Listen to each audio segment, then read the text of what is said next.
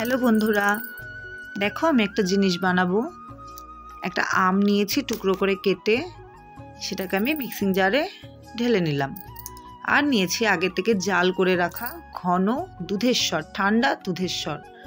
আর নিয়েছি পরিমাণ মতন চিনি। আমটা ছিল ভীষণ মিষ্টি, সেই জন্য চিনিটা একটু কমই নিয়েছি। এবার আমি এগুলোকে ভালো করে পেস্ট করে নিচ্ছি।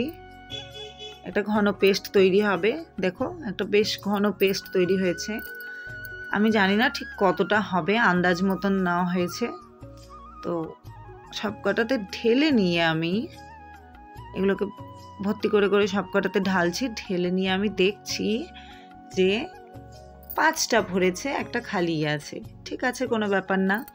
আমি এবার এগুলোকে ঢাকনা বন্ধ করে দিচ্ছি। ঢাকনাটার সাথে কিন্তু একটা কাঠি লাগানো আছে, বন্ধ করে দিলাম।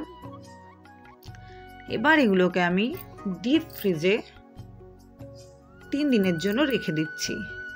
ফ্রিজার কিন্তু হাই করে রাখতে হবে, নইলে কিন্তু আইসক্রিম জমবে না। আইসক্রিম না, ঠিক এটা কুলফি বানাচ্ছি, ম্যাঙ্গো কুলফি। রেখে দিলাম।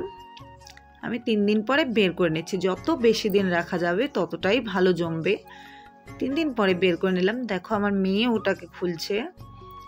তো ও বেশি ভালো করে সেটাকে খুলতে পারেনি, ওই জন্য একটু মাথাটা ভেঙে চুরে গেছে, কিন্তু দারুণ টেস্টি হয়েছে ম্যাঙ্গো কুলফি।